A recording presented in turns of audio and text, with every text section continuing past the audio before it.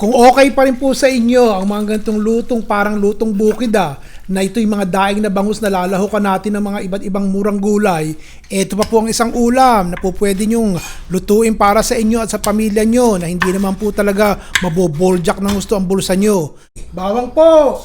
O yung ating mantikang nakita nyo ginamit ko na po yun pinagprituhan ng ating bangus. Sibuyas, kamates, gisa-gisa. Totoyoan ko na po 2 kutsarang toyo. Pamintang durog. Habang niluluto yung ating kamatis, sibuyas at bawang siyempre may panlasa na. Diretso! Pag luto-luto na, gaya na po natin itong ating talong. Sangkot siya. Tutubigan ko po 2 tasang tubig. Ang gusto ko po ay masabaw. 2 tasa lamang. Walang pilitan shrimp flavor po. Maglalagay ako ng katitek. Takpan po natin. Pagkatapos po ng mga 3 minuto. Hindi pa masyadong lutong-luto yung ating talong. Tsaka natin ilagay itong ating ampalaya. Yun. Binabad ko lang po sandali sa tubig. Pero mapait pa rin yung ampalaya na yan sige po. Tause. Bandian nyo na po ng malamig na tubig at nang mawala yung konting alak. Siya. Tapos ilalagay ko na po itong ating kangkong. Ito po yung kangkong. Parang hindi maganda yung pagkasariwa nitong kangkong na nabili ko din sa tabi ko Parang papaubos na po kesa naman wala akong mailagay. Yan.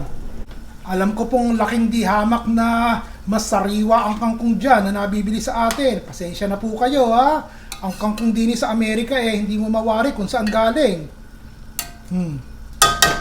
Katitik na tubig at 1 kutsarang pampalapot po, cornstarch. Ibulabod na natin din yun. Teka, may natira pa, isinimot ko po.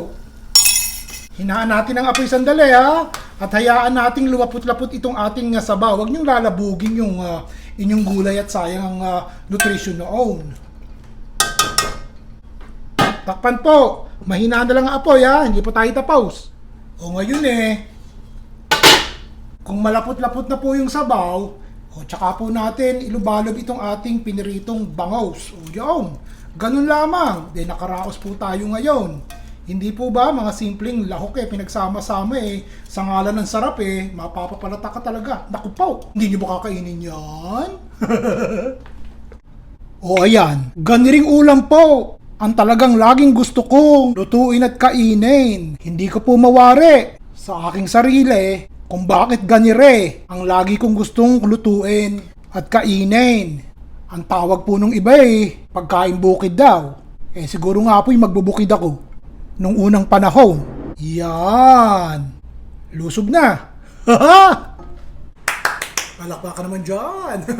Bukas po, iba naman ang lulutuin natin. Basta simple. Mabilis lutuin, madaling kainin, may konting sabaw, masustansya, may konting gulay, mura ang rekado. Yun ang gusto nyo, di po ba? Bukas, ganun ang gagawin natin. Ron Villar po.